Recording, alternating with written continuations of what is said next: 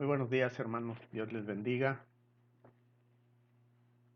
Gusto saludarles por este medio. Espero se encuentren bien, ya que ha habido un largo tiempo en que no nos hemos podido ver, pero a través de este medio yo les saludo. Reciban bendiciones de la familia Rodríguez Obando. Y bueno, vamos a iniciar nuestras clases, hermanos, porque ya tiene un tiempo que ha pasado y pues ya debemos de retomar otra vez nuestras clases de escuela dominical, y es por ello que estoy en este momento para compartirles esta lección que nos queda de el expositor que hemos estado usando unos meses atrás.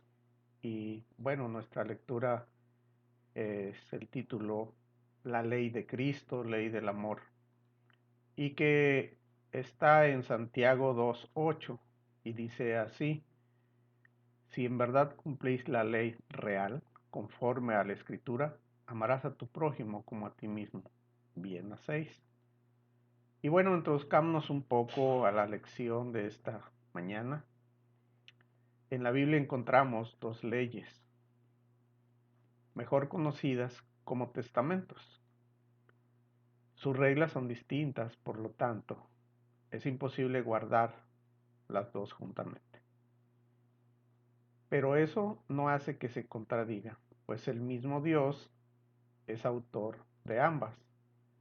Antes bien, fueron escritas para dos épocas distintas. La ley antigua sirvió muy bien para su época, en particular, la nueva sirve muy bien para ahora. Consideremos las dos con sus detalles. La ley de Moisés.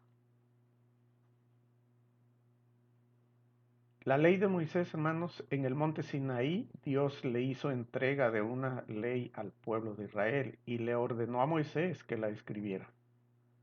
Por esa razón, esa ley llegó a conocer como la ley de Moisés. En el Nuevo Testamento a veces se refiere a ella como la ley, mientras que al nuevo orden que Cristo instituyó lo refiere como la gracia. Bajo aquella antigua ley, Dios declaró principios morales. También instituyó un orden civil y religioso que ayudó al pueblo a guardarlos y a ponerlos por obra. Aquella ley con sus ceremonias religiosas señalaba en forma figurativa hacia Cristo. Si alguno no obedecía la ley de Moisés, tenía que morir. Hagamos hincapié, hermanos, aquí.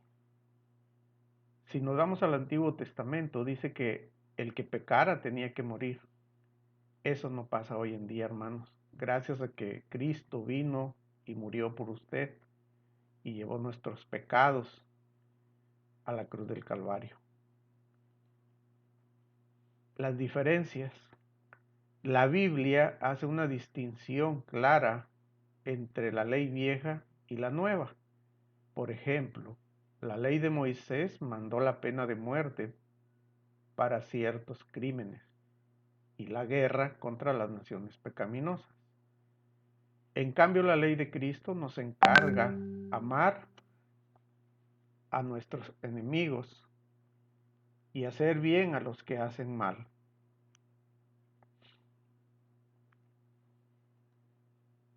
Eso es porque el nuevo pacto le quita al pueblo de Dios las responsabilidades del Estado que le pertenecían bajo el viejo pacto. Quita también los sacrificios y figuras de la ley, ya que quedan cumplidas en Cristo Jesús. En cambio, instituye un culto espiritual dirigido por el Espíritu Santo, de modo que sea en espíritu y en verdad, como su palabra lo dice. El amor, hermanos, el amor cumple la ley. Veamos Romanos 13, 8 al 10. Un cristiano debe vivir un culto de vida a Dios buscando lo bueno, agradable y aceptable a Dios.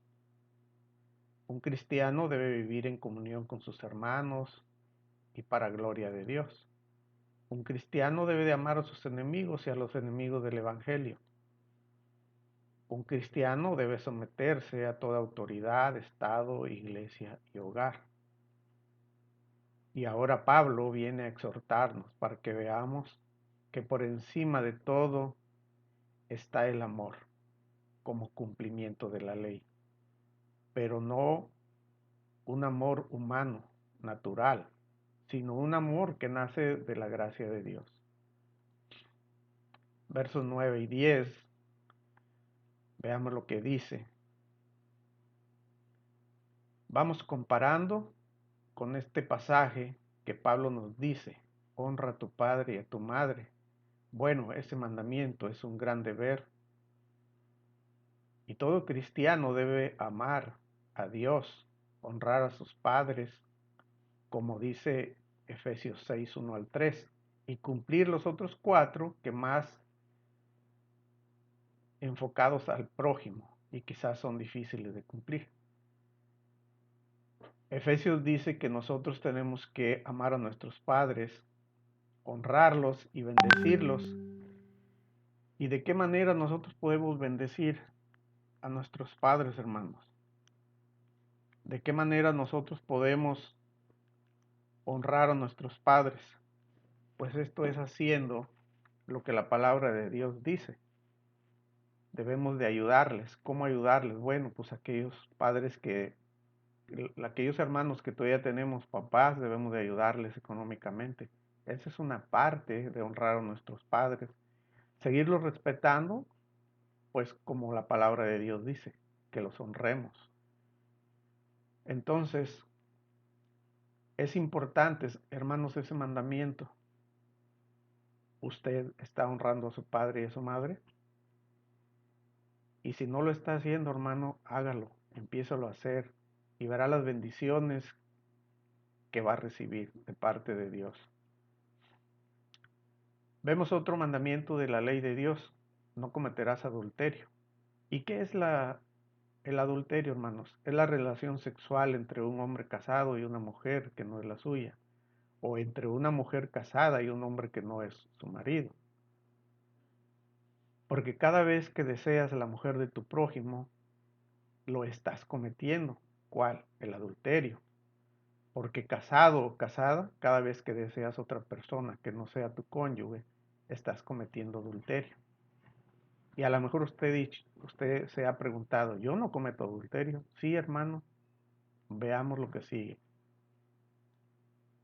Mateo 5:28 dice, pero yo os digo que todo el que mire a una mujer para codiciarla, ya cometió adulterio con ella en su corazón. Entonces, hermanos, sí hemos cometido adulterio. ¿Quién no ha volteado a ver a alguien? Usted me dirá que no, pero a lo mejor se está mintiendo y engañándose a sí mismo. ¿Quién no ha matado? Otro de los pasajes de la palabra del Señor dice, no matarás. Matar es quitar, acabar con la vida de tu prójimo. Algunas veces hemos matado a nuestro hermano o a alguien más criticándolo. No simplemente tenemos que matarlo físicamente, hermanos. A veces lo matamos cuando lo criticamos. Y a veces esas personas o esos hermanos ya no regresan a la iglesia. No los volvemos a ver jamás. Tengamos cuidado, hermanos, con esa crítica, porque es algo que no debe de haber dentro de nuestra iglesia, dentro de nuestra familia, dentro de todo lo que nos concierne, hermanos, no debe de haber eso. Quitemos de nosotros toda crítica. Dice el siguiente mandamiento, no hurtarás. Eso, no robar el bien de tu prójimo.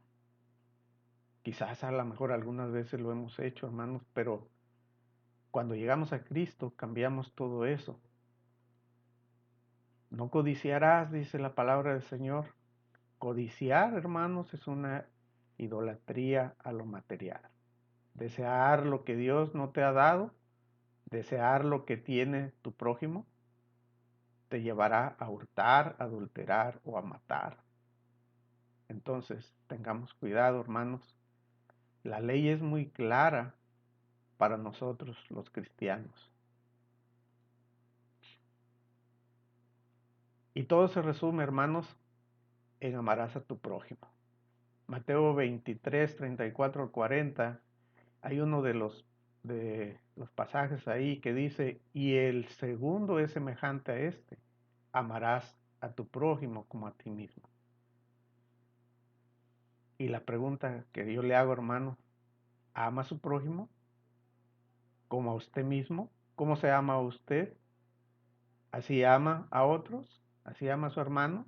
El significado es, por lo tanto, hermano, si amas, no cometerás adulterio. Si amas, no matarás, sino ayudarás a tu prójimo a mantenerse vivo y bien. Si amas, no hurtarás nada que pertenezca a tu prójimo, sino más bien protegerás sus posesiones.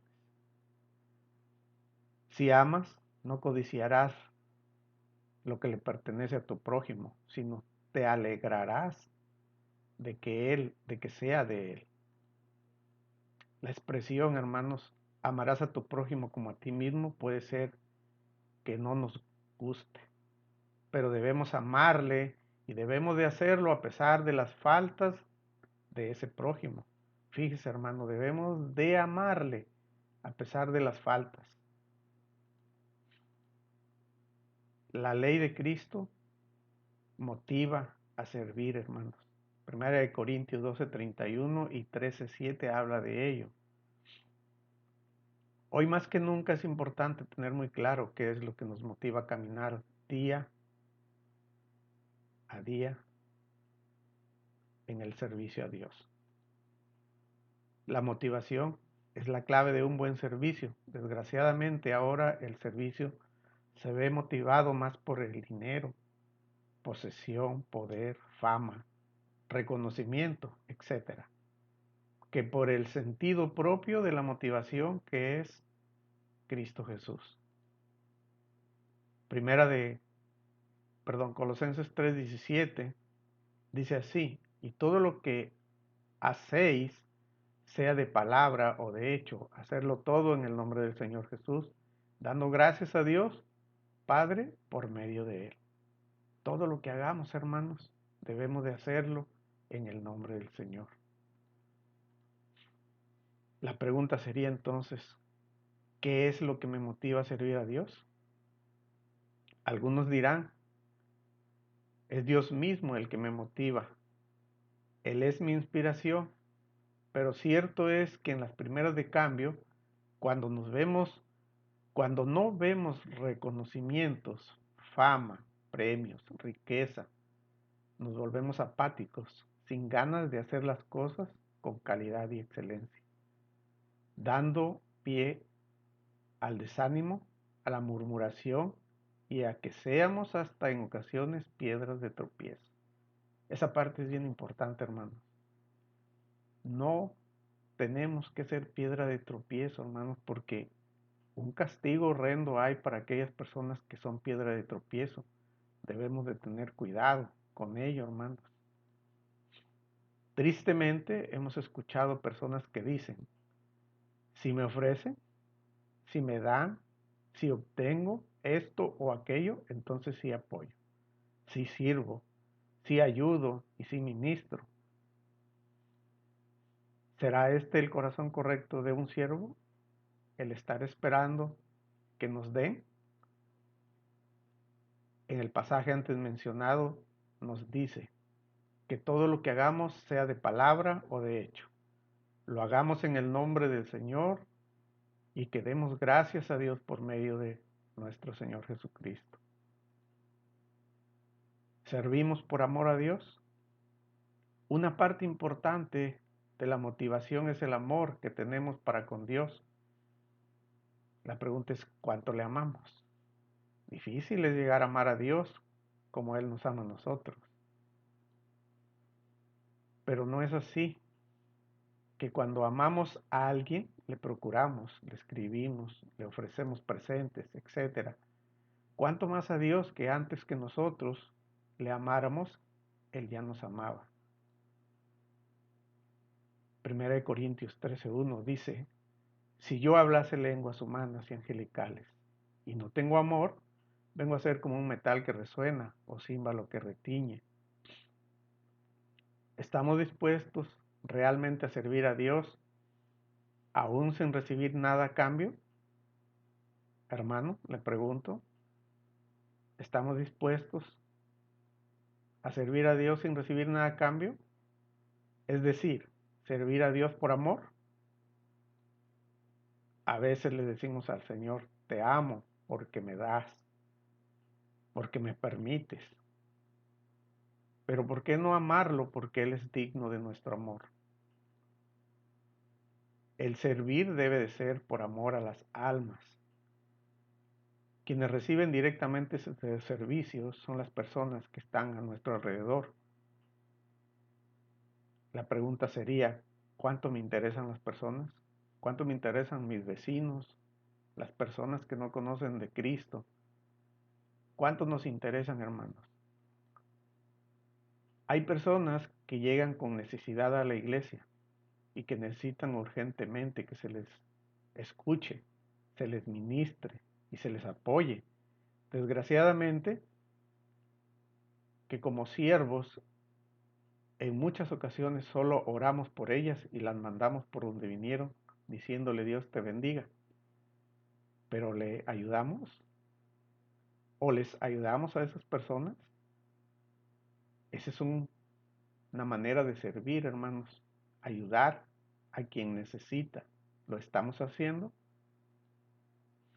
La Escritura nos dice que si amamos a Dios, por consiguiente amaremos a nuestro hermano. De lo contrario, somos mentirosos. Primera de Juan 4:20 dice, si alguno dice yo amo a Dios y aborrece a su hermano, es mentiroso. Pues el que no ama a su hermano a quien ha visto, ¿cómo puede amar a Dios a quien no ha visto? Amar prácticamente es dar todo, sin esperar nada a cambio. Es reír con los que ríen y llorar con los que lloran. Y vuestro servicio a Dios es principalmente por amor a Él y a su pueblo.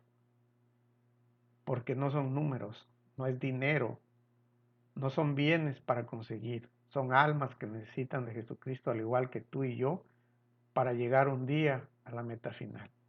Entonces, hermanos, no sirvamos por dinero o por bienes o por reconocimiento, sirvamos porque realmente nos interesa servir a las personas. Concluimos, hermanos. ¿Cómo debe de ser el amor verdadero? Vamos a ver. Dice la palabra de Dios que debe de ser, el amor verdadero debe de ser paciente. Dice que todo lo soporta, todo lo resiste. El amor verdadero debe de ser bondadoso en todo momento, no a veces sí, a veces no. Sin envidia, dice la palabra de Dios. No resiste ni se entristece ante el bienestar de la otra persona, más bien se alegra y celebra. No se alaba en exceso ni está lleno de orgullo. No resalta sus méritos y cualidades en todo momento. No exalta sus sacrificios, esfuerzos, ni menosprecia a otra persona. Ese es el amor de Dios. No es rudo, no es descortés, violento o grosero, sino que entiende y considera los sentimientos y el bien del otro. El amor no es egoísta, hermanos. No demanda sus derechos ni exalta sus propios intereses. Presta atención y cuida los intereses de la otra persona. No se enoja fácilmente, no pierde el control ni se ofende con facilidad. No guarda rencor. No mantiene en su mente y corazón los errores y ofensas a su entender que ha cometido el otro. No guarda rencor, hermanos, el amor de Dios. No se enoja fácilmente. No se deleita en la maldad, sino que se regocija en la verdad. No se alegra cuando la persona amada comete un error. Se regocija cuando actúa con rectitud y corrección. busca la verdad y actúa. Ese es el verdadero amor de Dios. Todo lo disculpa. El amor perdona y no anda difundiendo las faltas de la otra persona. Intenta entender los motivos. El amor todo lo cree. Confía en la bondad y en los buenos motivos de la otra persona, a menos que haya evidencia irrefutable de lo contrario. El amor todo lo espera. Tiene esperanza y es optimista. Confía en la promesa de Dios y está dispuesto a esperar para ver los cambios y las bendiciones anheladas. Todo lo soporta. Persevera y permanece con paciencia en medio de las pruebas y dificultades. No es pasivo sino activo. Busca soluciones a los conflictos junto a la otra persona. Es decir, todo lo soporta. No se extingue. No termina, no tiene fin, no se acaba, es eterno. El amor es eterno, hermanos. Voy a terminar con este verso de la palabra del Señor. En Juan 3:18 dice así: no amemos de palabra y con la boca, sino con obras y de verdad. El amor, hermanos, debe de ser verdadero. Como dice su palabra, el amor todo lo soporta, todo lo puede, todo perdona. Dios les bendiga, hermanos, y espero que esta lectura o esta lección de la palabra de Dios, hermanos, podamos ponerla en práctica. Me dio un gusto saludarles y saber que están bien y que nos vamos a ver la próxima semana a través de este medio, mientras sigamos orando los unos por los otros, como dice la palabra del Señor, y sigamos bendiciendo a quien necesita, hermanos. Dios les guarde.